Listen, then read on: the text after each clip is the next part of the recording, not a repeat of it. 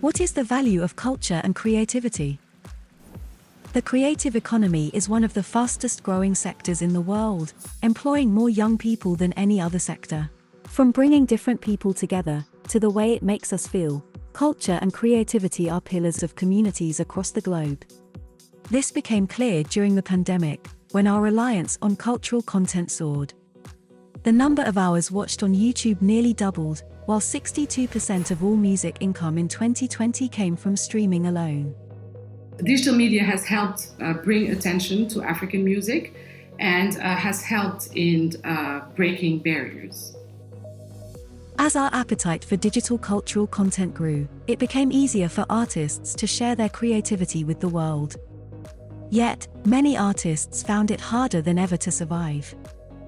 Many have suffered so much throughout the pandemic, and that particularly relates to freelancers and those outside what we call the standard employment relationships. Globally, social safety nets for artists were already inadequate, with many creatives relying on gigs and project-to-project contracts to survive. They were poorly paid and had little or no stability, especially in times of crisis.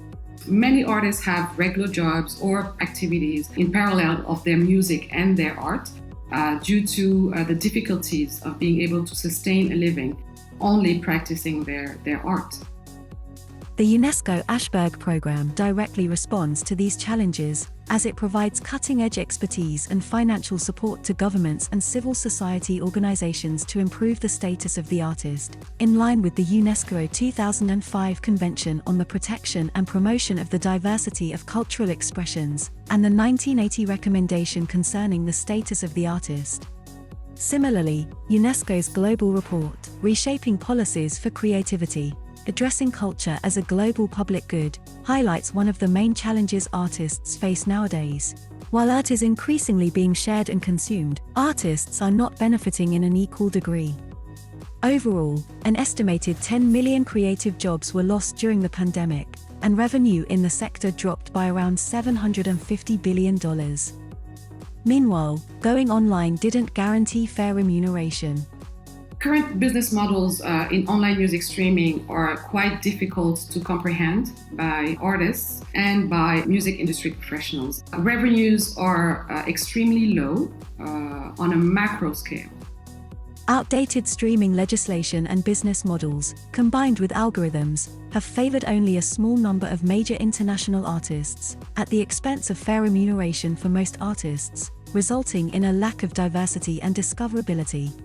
I believe that we haven't quite reached the point where we can really speak about discovery, simply because algorithms tend to keep you in navigating in some type of genre loop. So what is of crucial importance is the recognition of the professional status of workers in the sector. In many countries, workers in this sector are not even considered workers. So they cannot claim rights, and they do not have rights to social protection, occupational safety and health rights, but also a voice in dialogue processes. If we truly value culture and creativity, we need to do more to support the sector and safeguard the livelihoods of creators.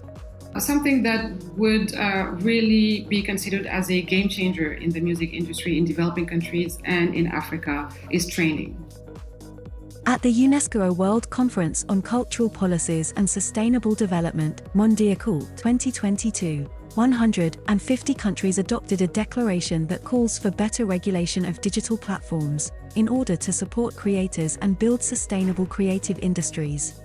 By addressing the challenges facing the cultural and creative industries, we can collectively protect artists, strengthen digital transformation, and retain and grow creative talent across the world.